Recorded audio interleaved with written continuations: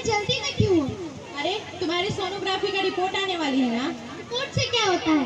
बेटा हो या बेटी, बस स्वस्थ होना चाहिए। अरे बेटा ही होगा। मैंने तो अपने बेटे का नाम भी रख लिया है, सनी। सनी सूरज की तरह चमकता रहेगा। और अगर बेटी हुई तो? ना ना, मुझे बेटी बेटी नहीं चाहिए। क्यों? अरे मैं अपने घर का खर्चा उठाऊंगा, अपने घर का ईएमआई पे करूंगा, कि उसके लिए दहेज इकट्ठा करूंगा। अरे जमाना बदल गया है, आजकल दहेज वहेज का चक्कर ही नहीं होने वाला। ये सब कहने की बात है। आज का जमाना देखिए कितना बिगड़ गया है। इस जमाने में बेटी को संभालना आसान है क्या? मैं ऑफिस जाता हूँ, तुम ऑफिस जाती हो, इसे संभालेगा कौन? मेरे पापा भी तो ऑफिस जाते थे, उन्होंने भी तो मुझे संभाला है। अरे पहले की बात कुछ और थी। एकल परिवार में बेटी को संभालना आसान है क्या? ना बाबा ना, मुझे टेंशन वेंशन नहीं चाहिए। रोहित, तुम पढ़े लिखे होकर भी ऐसी बातें कर रहे हो। मैं पढ़ा लिखा हूँ इसलिए बोल रहा हूँ। पूरी उम्र भर स्ट्रगल करके यहाँ तक पहुँचा हूँ। अगर बेटी का सर बोझ पे ले लिया तो बच्ची को जिंदगी भी स्ट्रगल में गुजारनी पड़ेगी। रोहित, तुम बेटी को बोझ क्यों समझ रहे हो?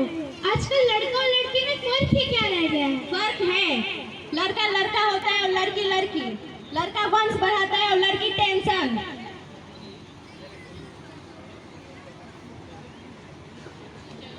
आपने रिपोर्ट भेजी है।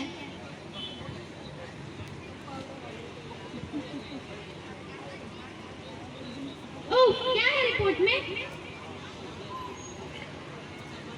वही जिसका डर था, मेरे पेट में बेटी है। तो इसमें टेंशन वाली कौन सी बात है? मुझे तो बेटी ही चाहिए थी। पर मुझे नहीं चाहिए थी बेटी। तुम समझती क्यों नहीं हो? रोहित, रोहित, मैं डबल मेहनत कर लूंगी, लेकिन ऐसा मत बोलो रोहित, ऐसा मत बोलो। चूज वन, बेटी या फिर मैं। दोनों मेरे लिए, तुम दोनों ही बराबर हो। मैं तुम दोनों में से किसी एक को कैसे चुन सकती हूँ? मैं तुम्हें कैसे समझाऊं रोहित, कैसे समझाऊं?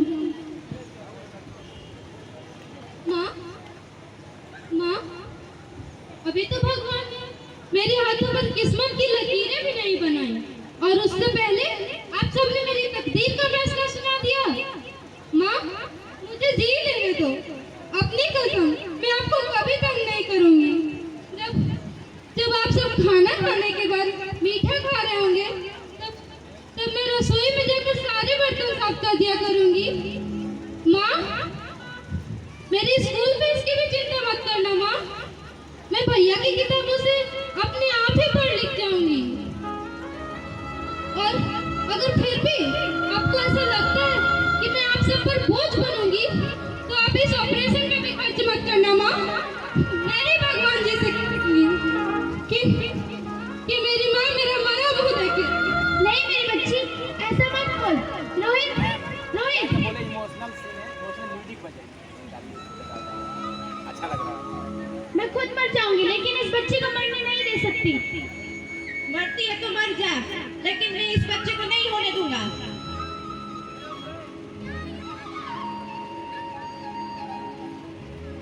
माँ, मेरा दम घुट रहा है माँ, बाहर निकालो माँ। ये दुनिया तेरे लायक नहीं है मेरी बच्ची। माँ, मैं आपको देखना चाहती हूँ, पापा को देखना चाहती हूँ, भगवान जी की बनाई इस खूबसूरत दुनिया को देखना चाहती हूँ माँ। ये दुनिया अब उतनी खूबसूरत नहीं रही मेरी बच्ची। यहाँ हजारों लड़कियाँ ही कोख में मार दी जाती हैं, और जो बच जाती है, बाहर आओगी तो मेरी तरह धक्के खाओगी। पर माँ, अंदर मुझे बहुत डर लग रहा है माँ। बाहर इससे भी ज्यादा डरावना है मेरी बच्ची। इस डर में जीने से अच्छा है तू बाहर ही मत आ, तू बाहर ही मत आ मेरी बच्ची।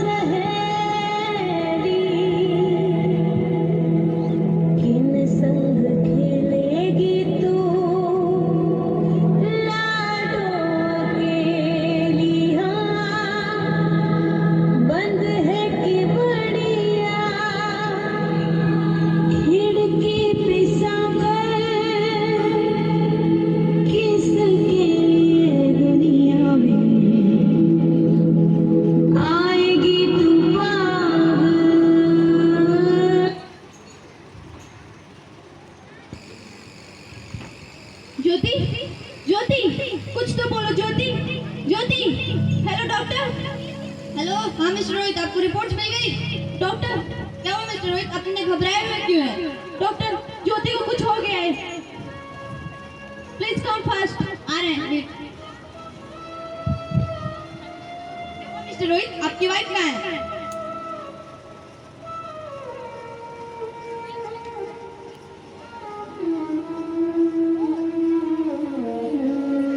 Sorry, Mr. Rohit, but your wife is no more. ज्योति, तुम मुझे छोड़ के नहीं जा सकती। ज्योति, तुम मुझे छोड़ के नहीं जा सकती, नहीं चाहिए। हे भगवान, तुम्हें मेरे बेटा नहीं देना था तो मत देते, बट मेरी ज्योति को मुझसे क्यों छीन लिया? ज्योति, ज्योति।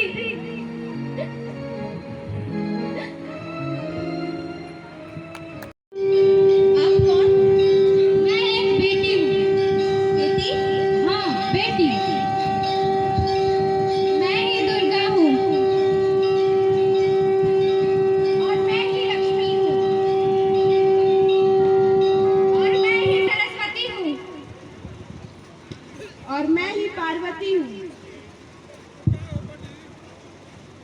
और मैं ही हूँ काली,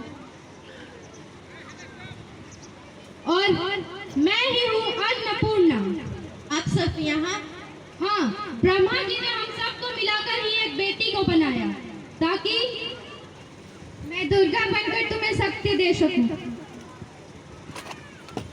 मैं लक्ष्मी बनकर तुम्हें सुख समृद्धि दे सकूं। मैं पार्वती बनकर तुम्हें समृद्धि दे सकूं।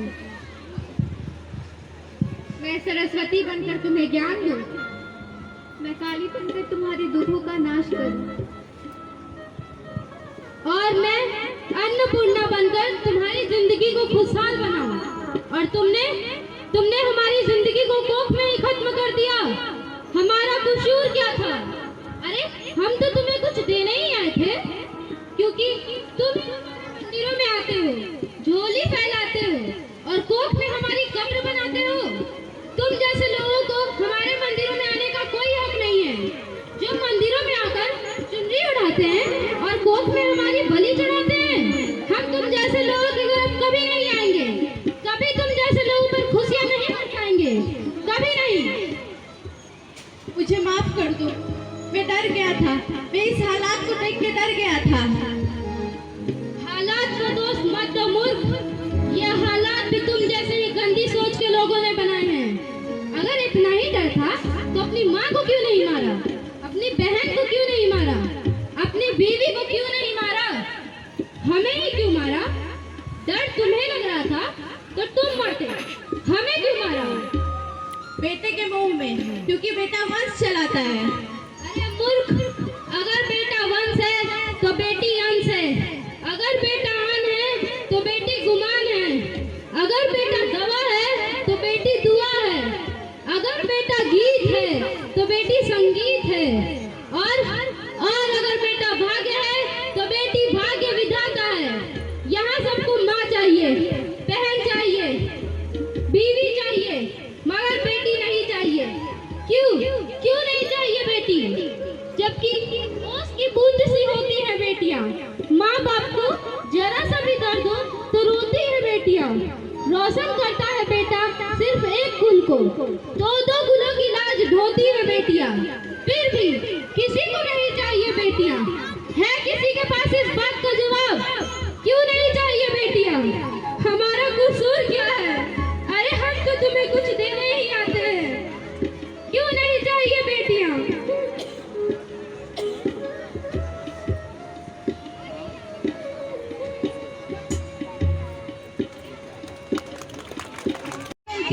मुझे माफ कर दो। रोहित, क्या हुआ? नींद में क्यों चिल्ला रहे हो? ज्योति, तुम जिंदा हो? जिंदा? क्यों, क्या हुआ? हे भगवान, तेरा लाख लाख शुक्र है, तुम सच में जिंदा हो। पर हुआ क्या? वो कहाँ गई? वो कौन? मेरी बच्ची, मेरी होने वाली बेटी। लेकिन तुम्हें तो बेटा चाहिए था ना? नहीं ज्योति, अब मैं समझ गया हूँ, बेटा और बेटी एक ही सिक्के के जिसके बिना जिंदगी की गाड़ी नहीं चल सकती है। अगर हमें अपने भविष्य को बचाना है तो हमें अपनी बेटी को बचाना होगा। हमें बेटा और बेटी को बराबर का दर्जा देकर अपनी जिंदगी खुशहाल बनाना होगा। तुम ठीक कहते हो रोहित। बेटियां तो माँ बाप की रानियां होती हैं, प्यारी प्यारी मीठी मीठी कहानियां होती हैं। हमें उन्हें इस दुनिया में लाना ही होगा, हमें बेटियों को बचाना ही होगा, है ना रोहित? हाँ ज्योति, और इसकी शुरुआत हम करेंगे और आशा है कि आप सब भी हमारा साथ देंगे।